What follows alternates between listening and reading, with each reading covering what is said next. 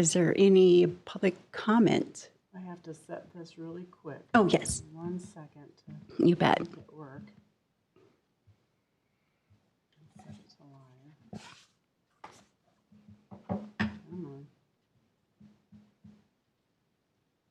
Oh, there's a reason they use this other mouse. Okay, we're on. And we're off. All right. Could I have a motion for approval of minutes? I didn't catch this oh, sorry, go ahead. I didn't catch this the first time, but there's no note of quorum or who was in attendance on here. We might need to just add that. Did it not do that? I didn't see it. Huh. That's funny. It lists it down below on the eyes and. Okay, this is me learning. This was the first time I did the minutes, and it was very interesting. I had a guide, but apparently we missed that section of the quorum. There was a quorum. I mean, as you can see down below, but I will correct that with Tracy's help. There's a list of who was here, who was there. Everybody was there. 5 of you, 5 or I think there were 5 here. I think we were all here. And was Stephanie? No, Stephanie was not. Right. Oh, But everybody else was there, and I have that listed. I don't know why it doesn't show up at the top, but I will figure that out on the new software and get it corrected with Tracy's help. Could I get a second with that amendment? I would second. Or did I move? I can't remember now. No. Well, there actually was no first, I guess. So Okay, I technically. I'll move to approve subject to the addition of the quorum and list of trustees present. Wonderful. Thank you. Is that second? I would second that. All right. Any discussion? All in favor? Aye. Aye. No abstentions? I'll abstain because I wasn't here. Okay. Motion approved. Moving to staff introduction. Andrew, welcome. Hello, how is everyone tonight? Wonderful. Excellent. So yes, I am Andrew Frisbee. I'm the collection development librarian. And normally I do lots of like statistical stuff for y'all. But I decided to take a slightly different tactic tonight. At the end of March, beginning of April, Kelly Forkenbrock, the public services librarian, and I went to the Public Library Association conference in Minneapolis. And there was lots of encouragement of educating your staff on certain collection development policies, and so that everyone's sort of on the same page. And I thought I would include you all with it. So we're going to talk about Libby. Because for the most part, anytime I meet someone new, like when first 3 years I was meeting my in-laws, every time someone found out I worked at a library, the question invariably became, why is the whole time so long on Libby? So that's kind of what I'm here to talk about. So especially as you all, if you're board members and you get that question, you sort of have a, frame of reference for why. So what I have up here right now is what, like, if you were to go and try to check out The Correspondent by Virginia Evans on Digital Johnson County, this photo was taken a week ago, so I'm not sure it's as accurate. It says there are 0 of 32 copies available, and the wait time is about at least 6 months. And then there are some options there. There's place hold, listen to a sample, add to wish list, and then add to history. So it's like, what do all of those mean?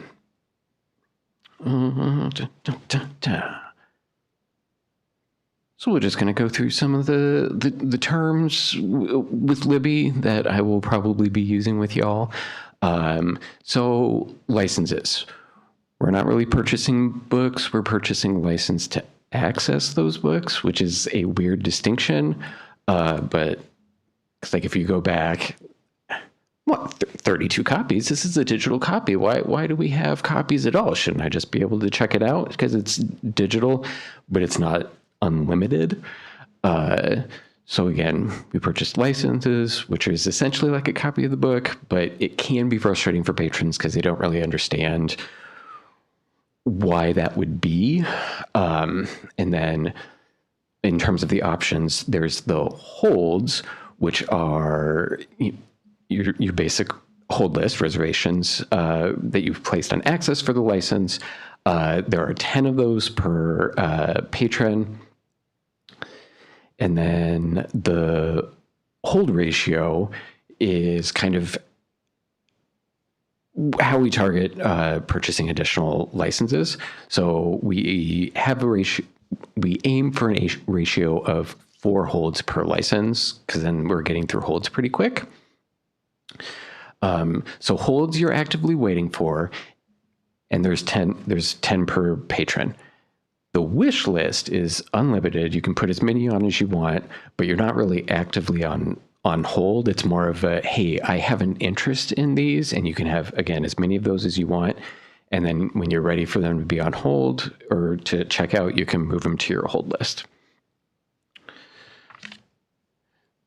So when you're on Libby and you just sort of like click into, it gives you this light hold information, which again reiterates that at least 6 months, there are 20 copies that we have available to be put on hold.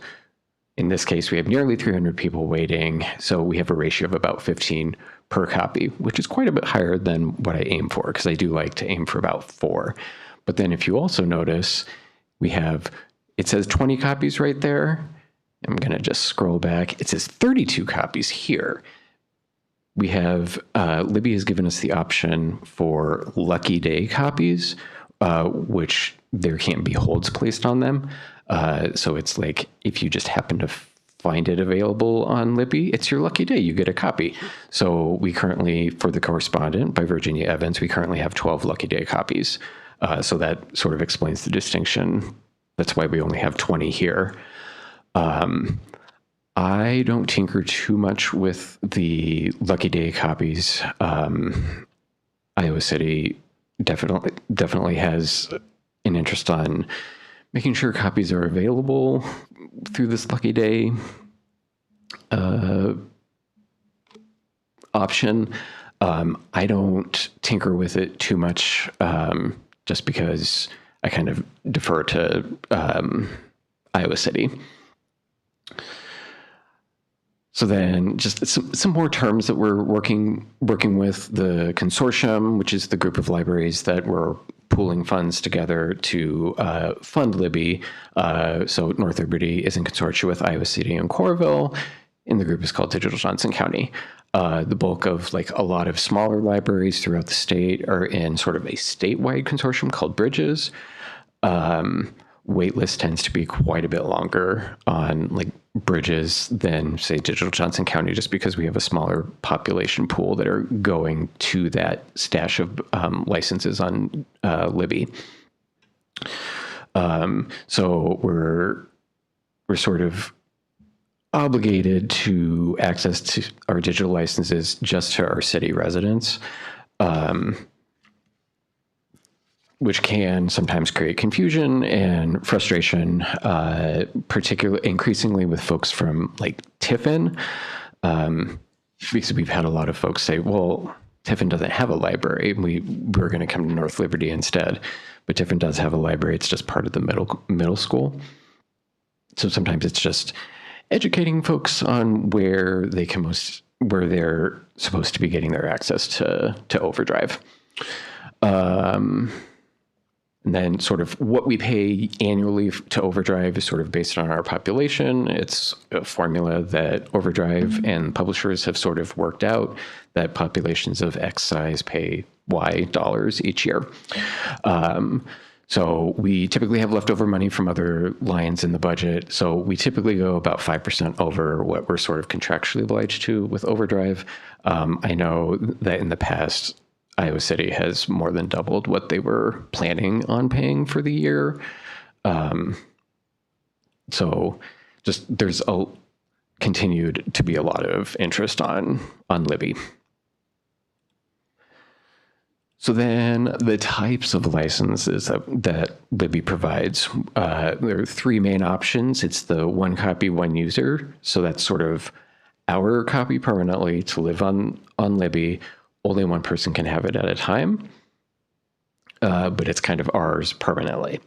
And then there's metered access, which is, their terms vary a little bit, like 12 to 24 months, or so sometimes what they'll do with those is like 24 months or 24 checkouts, whichever is first, along those lines.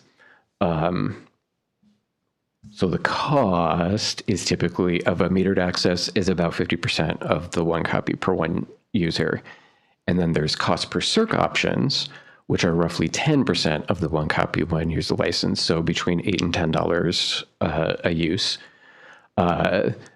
No hold list on those, available to everyone. And again, we're paying per circ, so it's like $9.50 to $10 usually.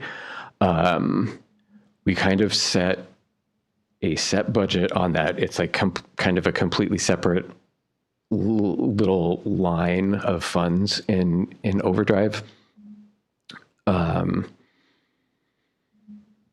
So basically, if we run out of that money, the cost per circ would kind of turn off. How we're hoping to use it is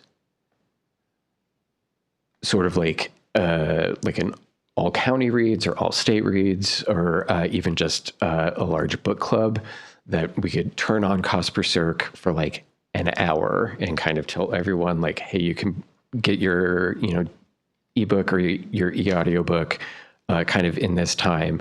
A bunch of extra people who aren't in your book club may get it as well, and we're paying $10 a hit, but at least we know they're circulating that way.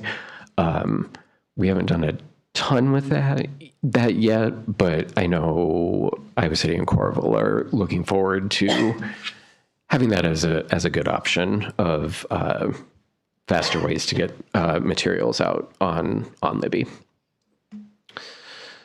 So again, that just kind of explains the lucky day thing, which is just sort of a extra copy that can't be put on hold.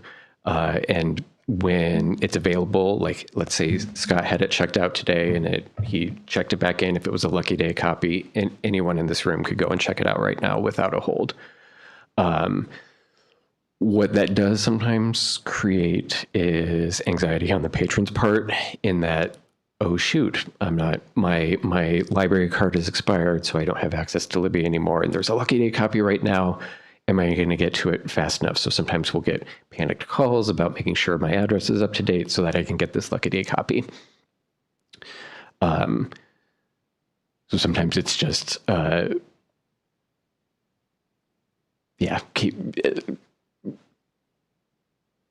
sorry, lost my train of thought there. 30 to 40% of copies are lucky day copies. As I said, I don't do a ton with assigning those as lucky day copies. So yeah. And then expiration. So when library cards expire, those patrons no longer have access to Overdrive or Libby. So we just basically need to confirm that their address and phone number hasn't changed, and then they're good for another year. Sometimes the verification process, like especially if we're doing it by email, sometimes email back and forth are slow. But we just need to verify that they are still a North Liberty resident before we can turn on their access to Libby again, just so that we know that we're providing the service to the right audience. So then I just did some statistical analysis on some of the requests that I get. So we have a request form on the website, which patrons fill out, and sometimes staff will do it on behalf of patrons. So on average, I'm getting about 70 requests each month. And then this is sort of just a breakdown of all of the requests, what sort of ends up happening with them. So 63% I'm able to purchase, 19% ILL, and 18% I am unable to purchase. And then these next slides will kind of explain a little bit more. So in terms of just physical book physical copies, we're at 94% of requests we get either through purchase or through interlibrary loan. That 6% that we can't get is usually because the title is really old. We're not able to purchase a copy, and no other library in the state has it. Sometimes they're also very small press that we don't have a lot of access to. So sometimes it's a no for now. Like once a copy becomes available on a wider market, then we're able to get it. But then if you look at, so I'm not saying we don't get any e-audio or ebook requests, but the lion's share of what I get are e-audio requests. So if you look at just the requests for e-audios, 40% I have to say no to, and that's because they're just unavailable for us to purchase. The publisher hasn't made it available for libraries on Libby. There's a variety of factors there, which I'll kind of get into in just a second. Iowa City does do a lot of the initial purchases, and then I kind of keep an eye on hold ratios, because again, we kind of like that 4 per copy. So about 45% of what I spend each month is on just additional copies of things, additional licenses. For the most part, I do a lot of purchasing of teen romance and fantasy, kind of the smaller genres that it's not that Iowa City misses, it's just a lot of their money is going to like all of the Pattersons and all the Danielle Steeles. So because I know that those are all in there already, which is very nice, I'm able to focus on smaller genres. And that's actually, for the most part, what patrons are requesting as well, like romances and like fantasy books. So these are number 1 and number 2 of the things I've had to say no to on the last year. So this is the audiobook for Project Hail Mary and the audiobook for Dungeon Crawler Carl. If you notice that little yellow line on the lower right of both of those images say only available on Audible, Amazon makes that very, very literal. So you have to have an Audible account to access them. We don't have access to purchase them onto Libby. I've gotten a request for once a week for one of these two for the last year. They're very, obviously there's a movie, and then Dungeon Crawler Carl, this eighth book just came out, extremely popular. But Amazon has those locked down. So we unfortunately can't get them. So again, like if you ever have someone saying, "Oh, why isn't Project Hail Mary on Libby?" and if you just go and look, like that's sometimes my first thing. If it's not already on there and it's a title I've heard of, it's like, oh, let's just check Audible and see if Amazon has that locked up. And most of the time they do. So that hold ratio is kind of important for us in terms of selection of additional licenses. So this is, again, about a week old. These are sort of highest hold ratios on anything in our Overdrive collection. The pink highlighted lines are actually pre-release titles, so they are not officially out yet, but there's a license in, so holds are able to be placed. I personally don't like purchasing pre-published stuff on Overdrive just because when I hit submit, that is not guaranteed that's what I'm going to pay, because they will usually charge us the cheapest it's been on the day that the item is actually available. And my brain just works like, no, I'm agreeing to pay $89.99 right now. I want to pay that. So I usually wait until they are all fully out before I start purchasing additional licenses, just so I know exactly what I'm paying in terms of the license fee. And then these are top circulations. Actually, I went back 10 years on this. So this was through, again, 10 years ago, but like through last week. I know it's really small. The top circulating things it's all magazines. Again, because you don't have to wait for those. You can just check them out right away. But the first book is Educated by Tara Westover. So again, I apologize. It is very small, but this is kind of what I see on my end when I'm going in to purchase. So this one we have, so this came out, I think in 2017, if I remember right, 2018. We have 17 one copy, one user copies of it. And I imagine that's because the metered access copies weren't available as we were purchasing them. Sometimes the publishers change what they're doing. There was a stretch they very much wanted libraries could get one permanent digital copy the day it came out, and then 6 months later, then you could start purchasing the metered access. That did not last very long. That method, I guess.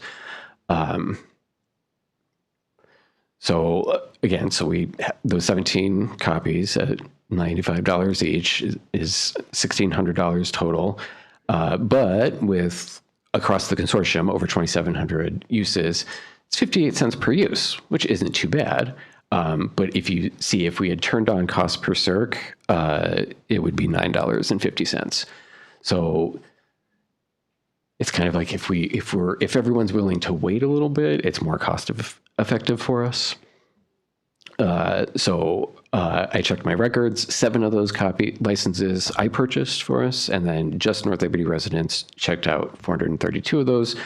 So we got about $1.54 per use, which is still significantly better than that $9.50 per circ. So just general talking points if people have questions for you about Libby. I'm not able to get on because I live in another town. Why is that?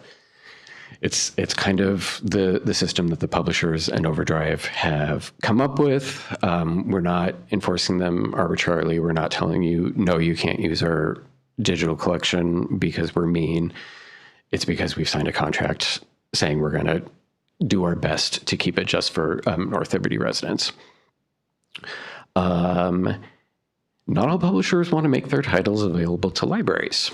If it's not on Libby, it's likely not an oversight. It's probably there's something going on with the publisher, i.e. the rights for the audiobook are tied up with a specific vendor like Apple or Amazon.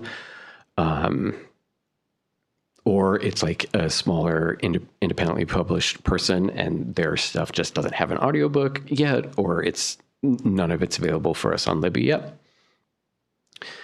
And then just be judicious with holds. Everyone's limited to 10 holds, and I've kind of noticed most patrons keep 8 or 9 holds on at all times and just have, a spare just in case. Purchasing decisions are made based on the number of holds we have on things. So if you get a title another way, like if you check out a copy from, another library or our library, or if you end up buying it or getting it as a gift, make sure to take that hold off, because then we're not purchasing licenses unnecessarily. And then on average, we are paying 3.7 the amount for a digital license than a physical copy of the book, which is a lot, but also the digital license doesn't wear out the way a physical one does. So we do probably get more long-term use out of it, but that is something to keep in mind. Just the cost of digital licenses is pretty significant compared to physical copies. Except for when they take them away after so many uses. Yes. All right. Any questions? I'm just going to look at my note cards here and see if I forgot anything. Nope, I think I said everything. Is that a monthly process to look at the hold ratio and to adjust the licenses? So I typically do two 2 purchases a month, kind of one like right at the beginning, and then one kind of midway through the month. Because the requests come in pretty constantly, so I'm always adding stuff to a cart. Twice a month. And then at some point for the digital copies, do you adjust the licenses down when the conversation isn't so hot? Do we take it down? To We can, and that's what's nice about. So the thought process of the, as I mentioned earlier, that there were publishers who were going to let libraries have one permanent digital copy, Right. and then 6 months later get as many temporary metered access copies as they wanted. I don't necessarily hate that. Like, I like having a permanent copy, and then kind of, again, as you said, after the conversation's over, like, let those metered access licenses sort of peter out. Because like this situation, we have these 17 copies kind of in perpetuity. There's been some like high volume like biographies that, we have 25, 30, and they were only giving us one copy, one user as an option. We'll have those kind of around kind of forever. Unless, I can't imagine. Who knows? Hopefully no one decides to renegotiate the terms of their licenses. Is it a transferable library? So could you transfer some of those access to smaller libraries throughout the state?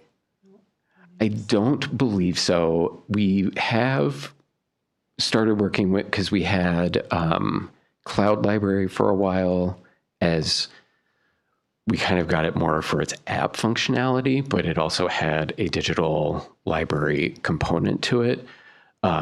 Any licenses we purchased there, we could move over, but they were basically expiring at the time, because almost all of them were 2 years license, 2-year licenses. And we had Cloud Library for like 2 years. So by the time it would have taken them to transfer those licenses to Overdrive for us, they would have expired. And we've got Palace Project, which I believe the license of those, like if we left, could be transferred, I believe. I'm not sure, but I would assume so. But that'll launch soon. I mean, Yeah. it's about ready. Yeah. Palace will allow us to integrate Libby into Palace so people can search both. Yeah. Which will be nice. Yeah. And we'll have more information on that as we get it launched. But Andrew's Yeah.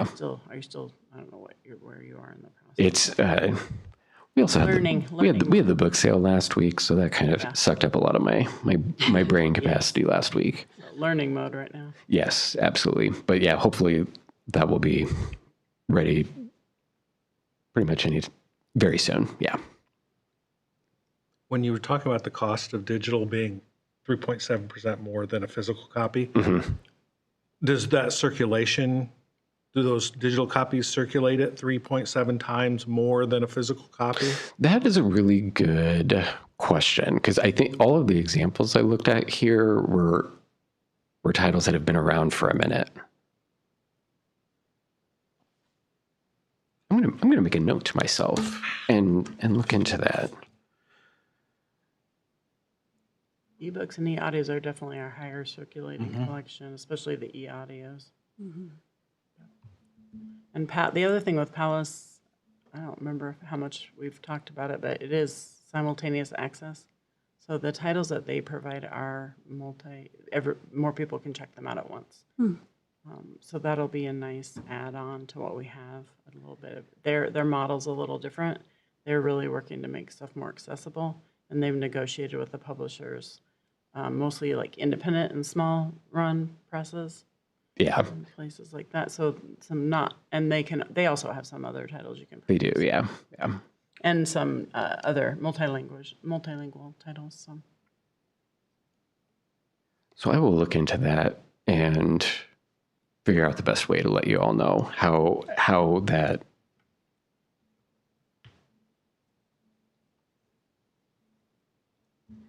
You can put it in how your those report compares. next month. Yeah. It would be cool to put those talking points maybe in marketing. Oh yeah. About doing something with Because I'm planning on. I will be at our part-time staff meeting. I think it's in 2 weeks. Not this Saturday, the following Saturday.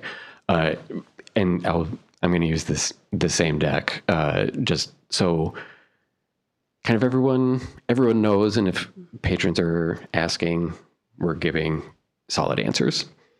You know, it's such a good reminder about licenses because people have asked me, well, why? Yes. It's just why can I just check it out if there's so many? Yes. They don't quite understand. It why feels like it's- a. Yeah, I'm trying to think of the right word. I know. It's Yeah. words are hard. Yeah. But that might be a good post though, too. Media post. Oh yeah, it would be. absolutely. Would be. Yeah. Absolutely. Because Yeah. I get that Just a question. few points. Uh-huh. It's kind of cool. So thank you very much Right, for this that. is really great. Yeah. Thank you. Interesting. Thank you. Excellent. Well, thank you all. Thank you for your time and for sharing this with us. You are most welcome. What is? I might leave that one up because that one's not mine. That's all right. I don't want to close something and. All Oh, right. it was my only copy. Okay. All right. Thank you so much, everyone. Thank you so much, Andrew. Have a great If you day. don't mind sharing the Do I need- presentation, I can share it out too. So people Fantastic. can see the numbers. Do I need to do anything with this? No, I think it's fine. You're Awesome. good. Thank you so much. Thank you kindly. All right. All right. Director's report, please. Okay. So budget, we are sitting really well for the end of the year. This is the last, next week will be the last council meeting where the last bills will be paid. And I just ran that report recently, but this 96% in personnel, 97 in services, personnel services, which is more like training in those areas. And then just total library expenses are at 94%. And the average for June, when I say average for June, it's actually the end of May. So that run is at 91.67. So we're sitting well. We've had some pretty significant expenditures this month that'll round us out for the end of the year. I think will come out really well. Does anyone have questions about the budget report? You'll note when you run through the packet that there is a budget report snuck in there from March. That came along with the minutes and one of the policies. And I worked with Tracy. We tried to get it out of there. And Tracy said she couldn't see it in the other version that we republished. But sure enough, it's back in this one and in mine too. So you can actually just, on the agenda packet, you can click. Luckily, there's links on the side. So you can just click past them to the director's report if you want to and ignore that March report. I'm not sure why it showed up. There's something toggled that's not supposed to be, apparently. Eventually, I will master this software, and we will be great. So staffing update, we do have two of our wonderful part-timers who are moving and leaving us. Well, one is not moving. One is just retiring. Morgan Simpson, one of our library assistant twos, is actually moving out of the country for a wonderful opportunity. And so they are leaving at the end of July. We've known about both of these, so we've kind of had some opportunity to plan because they gave us some advance notice, just not exact dates until recently. And then Molly Cunningham, one of our library assistant ones, is retiring now. She is already retired, just retiring again. And so we are still, Jen and I are still kind of reviewing what that looks like. We're not sure. We think we'll have to probably hire one. We're not sure we're going to hire two. We're going to do some internal assessing and see if some folks, if there's going to be internally that has some interest, particularly in Morgan's position, because it has up to 29 hours available. So we're going to see if there's some candidates internally who might have some interest before we release it publicly, and see what happens with that. And then I think after that we'll do an external look for at least one position probably in the next month or two. It's coming quickly. And then signage updates. We are getting some new signage, mostly our Take and Try collection, which is going to be a new collection where the cake pan alcove is in the back. finally getting this signage. We got the quotes done. Working with Latitude, which is, there used to be ASI signs, which is who we worked with when we did the building expansion, and they're fantastic. I have gotten the invoice and the PO done, and then I noticed a discrepancy that I think they're just checking to make sure that there's one thing that looks like it might be double-sided instead of single-sided. So he's checking on something to make sure he's not giving me something I don't need. Once we have that figured out, we will either adjust the invoice or get it paid, and or pay it. And then updating some current signs, mostly for safety purposes for the workroom. We're gonna just change that signage to say staff workroom, staff only, please. And those doors are already locked. We just wanna make it more evident that that's staff only space for multiple reasons, but mainly for safety issues. Another reason, we've had some staff attend some training on immigration and people in the ICE in the library, and wanting to make sure that we have spaces where those staff spaces are specifically for staff, and that we can state that that's just a staff space. So we'll do those updates and changes, and then just some signs that are worn out with some lettering that needs to be updated. So we'll get all that taken care of at once, and hopefully paid for out of this budget year, because we do have the funding to do that. The parking lot resurfacing has begun. It's been interesting. It will impact our street access on different pieces of that. Community Drive, they actually asked last week at the end of the day, one of the days on Wednesday, I think, and said, hey, we're ready to maybe close off Community Drive tomorrow, weather dependent. And we were like, oh, okay. And then they didn't close it off right away. They were doing some work over there, but didn't get it closed off. It actually closed this morning. They've gotten actually quite a bit done. I felt like this morning, right in time for summer lunch to start today. Oh, boy. We had 278, I think Corey said, at summer lunch today. Wow. Corey said it felt like the busiest summer lunch she's ever had. Oh, my gracious. So that was pretty great and crazy. The north entrance is closed right now, anticipating it'll be closed at least for a couple of weeks. They said through July 2nd. We'll see if it, like I said, it's just so dependent on so many factors. Hopefully it won't be longer than that. We know this summer will be a little bit painful, and then once it's done, it will be lovely and everyone will be happy. So we'll just work on that. The library entrance does have some issues with runoff and freezing. It can get really slippery right outside the library in certain times of the year when it drains and then freezes. So there's some sloping issues and things that they're working on as well. So there will be a period where the library entrance is closed. I don't know how long yet or what that looks like, or when that will happen, but it will be coming too.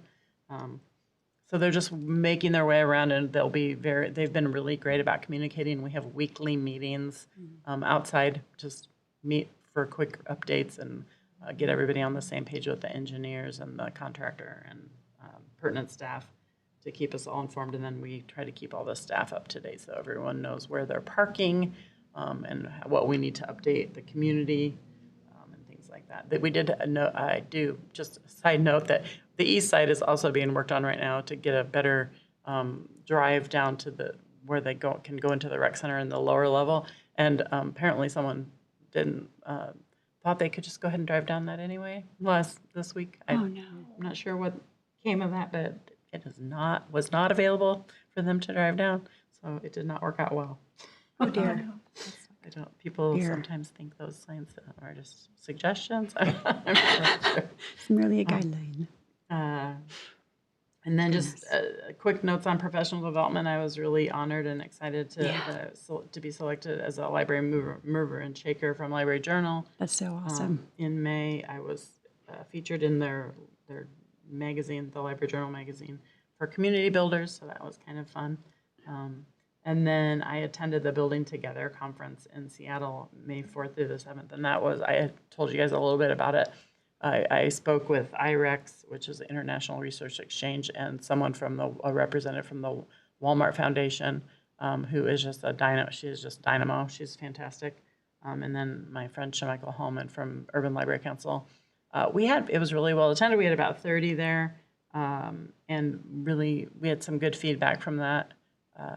And the conference itself was just another group of people. I found another group of people is what I felt like it was. Foundations and fundraising folks, and just a different room altogether than I've been in. And it's really interesting, the common theme at these things, like being in rooms with journalists, being in rooms with these foundation folks and people who are trying to, in nonprofit sectors, seems to be urgency. That just seems to constantly be the word that comes up over and over again. So it was uplifting. They had these, the speakers were like TED Talks. I mean, the main speakers were just phenomenal. For international level speakers that were just unbelievable. So it was a wonderful experience. It's probably never something that I would ever have an opportunity to do again. So I'm really happy that they supported that and I was able to go.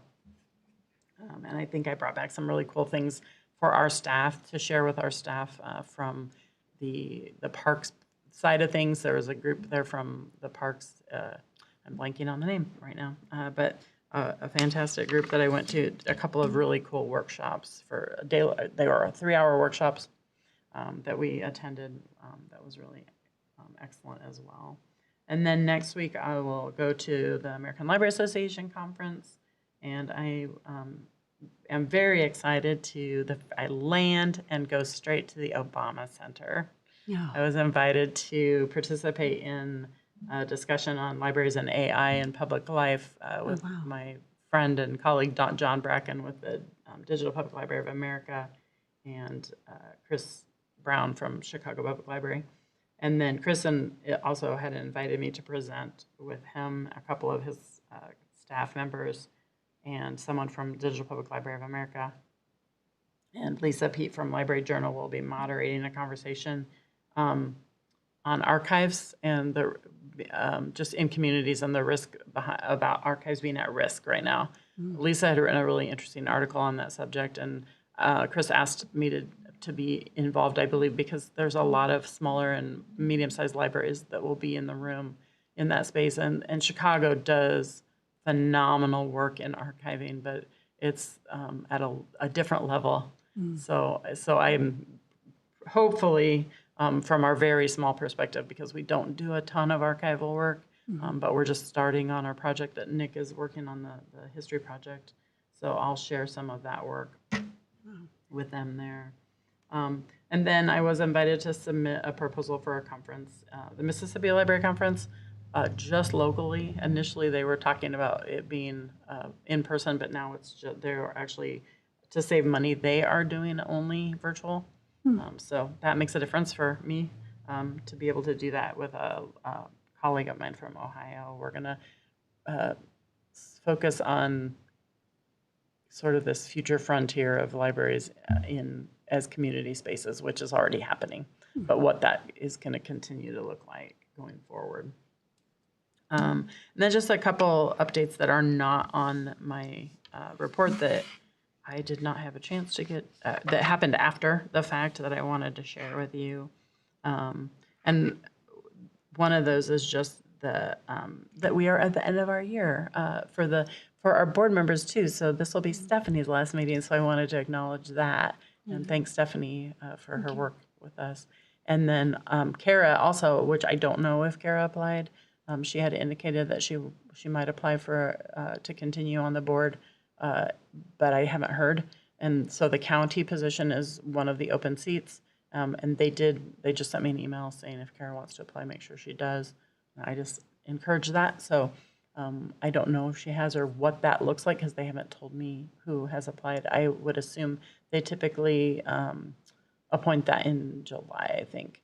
And then I know Chris Hoffman has 2 names for city reps. So we should have new appointees hopefully in July or August at the latest.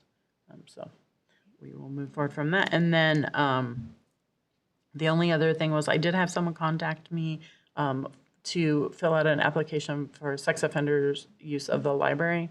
And upon review and working with our city attorney and looking at the public records and what the applicant wrote was not differed, the way he recorded what his conviction was based on that, and what differed representation from what was in the conviction, possibly accidentally, I'm not sure. We determined that that was probably, it would not work for him to be approved, just slowly based on policy. I'm really grateful to Grant for helping write that policy very clearly, that it's just very clear cut on how we determine who is allowed in the library for those tiers. So the offense was tier 3, so it was something that was just not allowable. So I did determine that just on my own rather than bringing that to the board. I just wanted to let you guys know that that is a done deal. I will send a letter to the individual and let him know tomorrow, actually. That just happened last week. And then I will, and Grant has already approved the letter to go out. So I finish it today. It'll go out in the morning, and I'll also send him a copy by email. So just so you know, and that is all I have. Other than that, just if you guys have questions about the staff reports. Hey, thank you so much. Thank you for all that. Are there any questions on the reports? Congratulations on the papers and Thank you. Being selected for that. It's always so amazing, the work that you're doing, and the recognition is well deserved. So thank you so much for that. Thank you very Are there much. any questions? No? Echo your comments. Yeah. So tonight we'll be doing a policy review of the internet and technology policy. I don't know if you've had a chance to review that already. It's in the packet.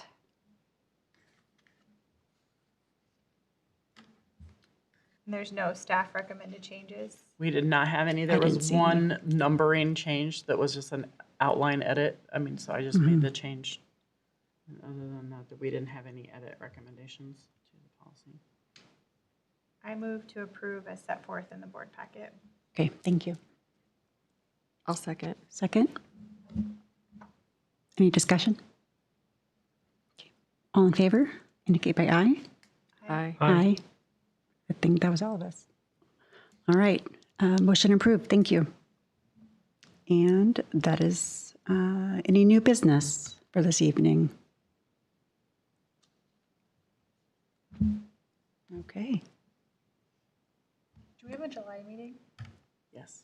Okay. July- That's a Since we makeup didn't one, have right? that, Okay. since we didn't have that meeting. Oh, yeah, sorry. yeah, July 20th, you bet. Perfect. Yeah, there it is.